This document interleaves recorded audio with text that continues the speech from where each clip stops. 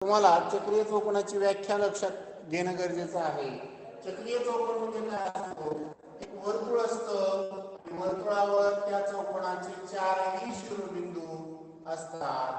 समजा आपण या पद्धतीने काय करूया, चक्रीय चौकोन काढला, त्याला नाव देऊया ABCD. चक्रीय चौकोनाचे सम्मुख कोन परस्परांचे पूरक असतात. म्हणजे तुम्हाला इथं प्रमेय सिद्ध करण्यासाठी पक्ष माहिती असते. पक्षामध्ये काय दिले? चक्रीय चौकोन दिलेला आहे. म्हणून असं घ्यायचं, चौकोन ABCD हा काय आहे?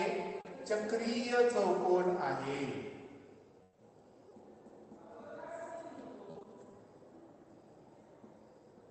आणि आपल्याला इथं काय सांगितलं? सम्मुख स्वरांचे पूरक कोन असतात. सम्मुख कोनांच्या जोड्या आपल्याला माहिती असतात. काय असेल मग? सम्मुख कोनांच्या जोड्यांमध्ये बघा कोणते कोण सम्मुख असतात? कोन A आणि C हे समोरासमोरचे, त्याला सम्मुख कोन म्हणायचं. B आणि D हे समोरासमोरचे, म्हणून दोन साध्य असतील. कोन A आणि कोन C बरोबर 180. पूरक कोन म्हणजे दोन कोणांची बेरीज 180 असते. त्यानंतर कोन B आणि कोन D बरोबर 180. आता इथे एक अक्षरी नाव घेतलं तुम्ही, 3 अक्षरी नाव कोणतंही घ्या, अक्षरी घ्या किंवा एक अक्षरी घ्या. आता इथं आपल्याला काय करायचंय? हे साध्य करायचं आहे, सिद्ध. म्हणून सिद्धता. आता सिद्धतेमध्ये कशा पद्धतीनं आपल्याला ते सिद्ध करायचं आहे हे व्यवस्थित समजून घ्या. सिद्धतेमध्ये आपल्याला कोन A म्हणजे हा कोन आहे, कोणता आहे? BAD. आणि या कोणाच्या आंतर भागामध्ये एक कंस आहे. म्हणजे इथं लिहित असताना कसं लिहायचं? A आणि C चा संबंध लिहायचा आहे. म्हणून कोन BAD ने कंस BAC कंस BCD हा आंतरखंडित केलेला कंस आहे. आंतरखंडित केलेला कंस आहे. मग आंतरखंडित केलेला कंस आहे म्हटल्यानंतर आपल्याला इथं आंतरलिखित कोणाचं माप हे कसं असतं? आंतरखंडित कंसाच्या मापाच्या निम्म असतं. म्हणजेच कोन BAD बरोबर 1/2 माप कंस BCD. त्याला समीकरण नंबर 1 द्या. इथं काय लिहायचं वाटल्यास 1 नंबर द्या. आणि आंतरलिखित कोनाचे प्रमेय.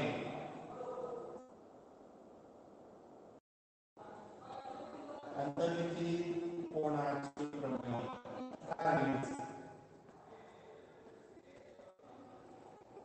त्याचप्रमाणे म्हणजे हा कोन A कोण झाला? कोन A तसं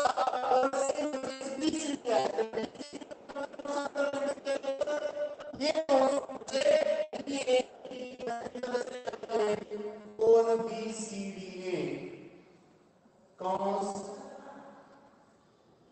BA हा आंतरखंडित केलेला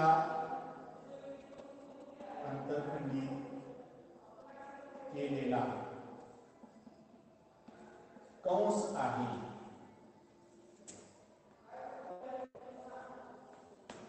आंतरखंडित केलेला कंस आहे. मग कसा असेल? कोन BCD बरोबर 1/2 माप कंस BAD. इथं 2 नंबर द्या. आणि इथं सुद्धा कारण काय लिहायचं? आंतरलिखित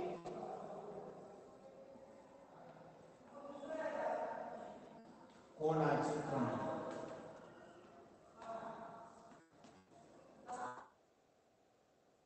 आपल्याला दोघांची करा, बेरीज करून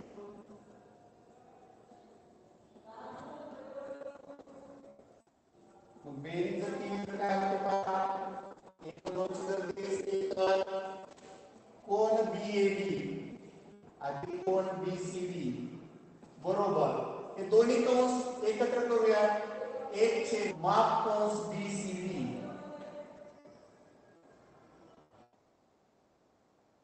एक छेद दोन माप कंस बीएडी एक छेद दोन माप कंस इथं काय करा एक छेद दोन माप कंस बीएडी. इथं पहा इथं जर पाहिलं तर इथं पण एक छेद दोन आहे इथं पण एक छेद दोन आहे. दोन्ही ठिकाणी सामायिक निघतं. काय निघतं सामायिक? एक छेद दोन सामायिक निघतं. मग एक छेद दोन सामायिक काढायचं म्हणून काय ना बीएडी अधिक कोन बीसीडी बरोबर एक छेद दोन बीसीडी अधिक माप कंस बीएडी माप कंस बीसीडी अधिक माप कंस बीएडी. मग इथं या दोन कंसांची बेरीज आकृतीमध्ये काय करायची बघायची. आता कशी बघायची? बीसीडी आणि ते बिंदू दोघांचे म्हणजेच इथं काय तयार होतं? पूर्ण वर्तुळ तयार होतं आणि पूर्ण वर्तुळाचं माप किती असतं? पूर्ण वर्तुळाचं माप किती असतं पहा? किती असतं रे पूर्ण वर्तुळाचं माप? म्हणून कोन बीएडी अधिक कोन बीसीडी बरोबर एक छेद दोन गुणिले त्या दोन्ही कंस बीएडी आणि बीसीडी या दोन कंसांची बेरीज किती असेल? 360 असेल. आणि इथं कारण काय लिहायचं?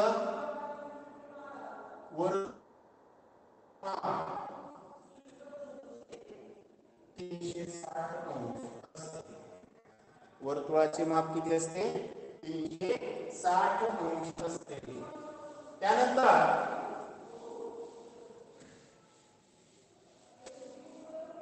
पुढे जर पाहिलं तर इथं काय होणार? दोन कोन बीएडी आणि कोन बीसीडी बरोबर बाजूला 180. आता इथे पहा बीएडी म्हणजे म्हणून याला आपण काय म्हणूया? कोन ए आणि कोन सी बरोबर 180 म्हणजे पहिलं साधी तुम्हाला मिळालं.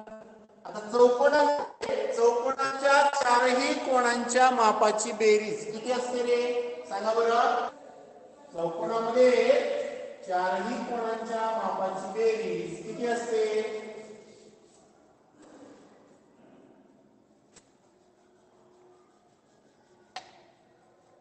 चौकोनामध्ये चारही कोणांच्या मापाची बेरीज किती असते?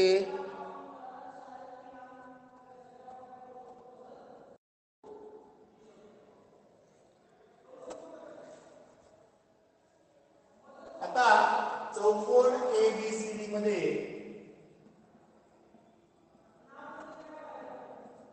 कोन ए अधिक कोन बी अधिक कोन सी अधिक कोन डी बरोबर 360 अंश.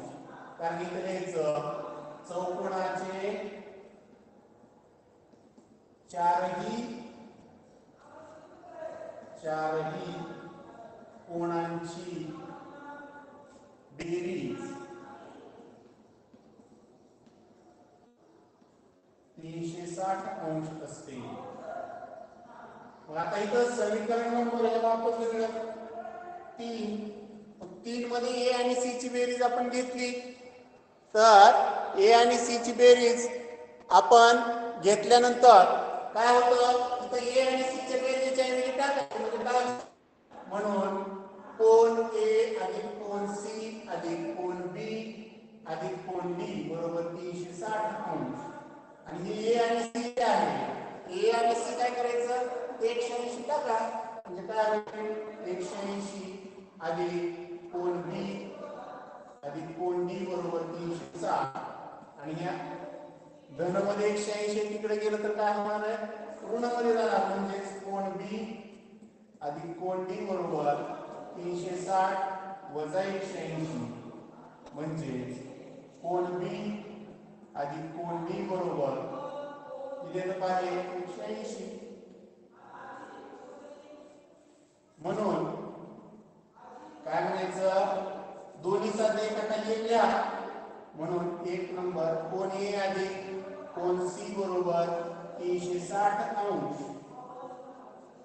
आणि दुसरं साध्य द्यायचं कोन बी अधिक कोन डी बरोबर 360. म्हणून चक्रीय चौकोनाचे सम्मुख कोन परस्परांचे पूरक कोन असतात.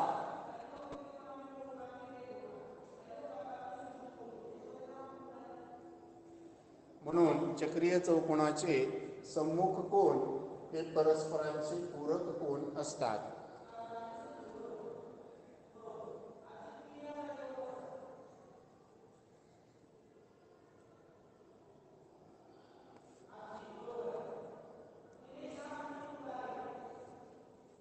उपप्रमेय आहे चक्रीय चौकोनाच्या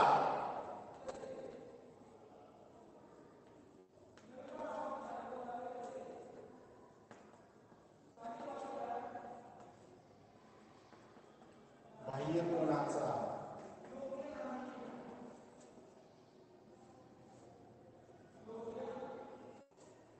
उपप्रमेय.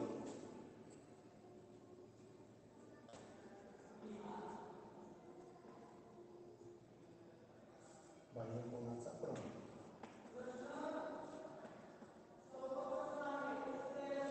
चक्रीय चौकोनाचा बाह्यकोन. तर चक्रीय चौकोनाचा बाह्यकोन म्हणजे काय असतं? व्याख्या लिहा अगोदर चक्रीय चौकोनाच्या बाह्यकोनाच्या प्रमेयाची.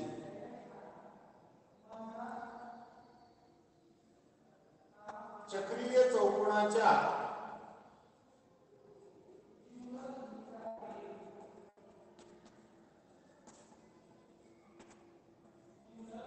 बाह्यकोनाचे माप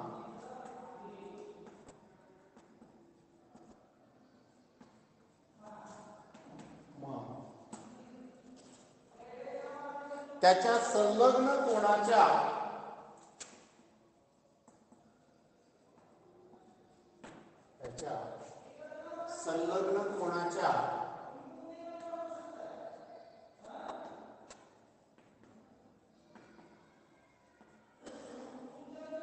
सम्मुख कोनाशी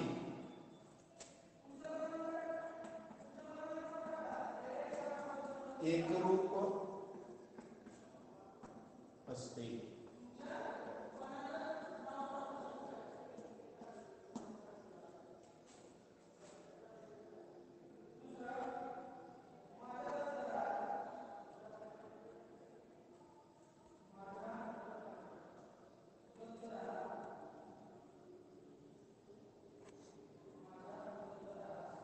पहा या प्रमेयामध्ये चक्रीय चौकोन दिला आहे आणि त्या चौकोनाचा काय दिलेला आहे? एक बाह्यकोन दिलेला आहे. मग चक्रीय चौकोन कसा असतो पहा. मग आपल्याला एक बाह्यकोन दाखवायचा आहे आणि इथं बाह्यकोन काढून घ्यायचा. समजा ए बी सी डी आणि सी डी हा काय आहे? त्या चौकोनाचा बाह्यकोन आहे असं आपण म्हणूया. मग पक्षामध्ये काय असेल? पक्षामध्ये चक्रीय चौकोन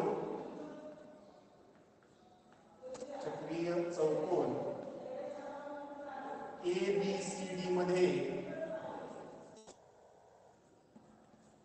कोन सी डी ई हा बाह्यकोन आहे.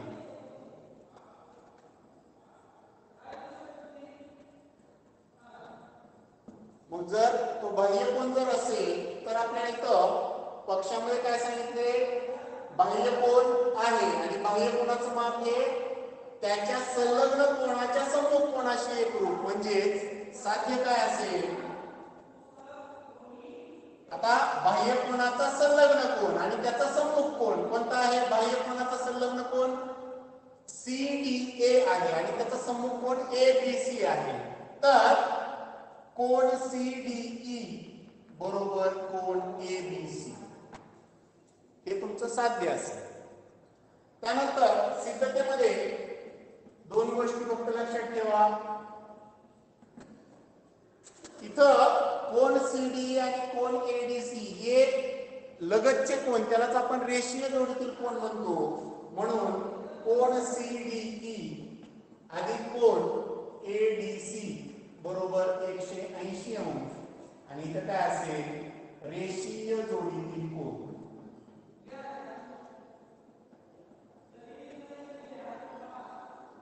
रेषीय जोडीतील कोन. रेषीय जोडीचे कोन घेतले त्याला समीकरण नंबर 1 द्या. त्यानंतर आपल्याला एबीसी कोन मिळवायचा आहे. एबीसी आणि एडीसी हे एकमेकांचे सम्मुख कोन होतात म्हणून कोन एबीसी अधिक कोन एडीसी बरोबर 180 अंश. आणि कारण लिहायचं चक्रीय चौकोनाचे प्रमेय. याला समीकरण नंबर 2 द्या. आता 1 व 2 वरून जर विचार केला तर काय होतं 1 व 2 वरून? 1 व 2 वरून काय होतं? उजव्या बाजू सारखे येतात आणि उजव्या बाजू जर सारखे असतील तर डाव्या बाजू देखील सारखे असतात म्हणून कोन सीबीई अधिक कोन एडीसी बरोबर कोन एबीसी अधिक कोन एडीसी. आता पहा इथं एबीसी आहे इथं पण एडीसी आहे. काय होतं एबीसी एडीसी कॅन्सल होतं म्हणजे कोन सीबीई बरोबर कोन एबीसी. आणि हे काय झालं तुमचं अपेक्षित साध्य झालं. म्हणून शेवटी उत्तर द्यायचं. म्हणून चक्रीय चौकोनाच्या बाह्य कोनाचे माप हे त्याच्या संलग्न कोनाच्या सम्मुख कोनाशी एकरूप असते. तर अशा पद्धतीने चक्रीय चौकोनाच्या प्रमेयाचा आहे तो आपण पाहिलेला आहे. राहिलेला भाग उद्याच्या तासाला आपण पाहू.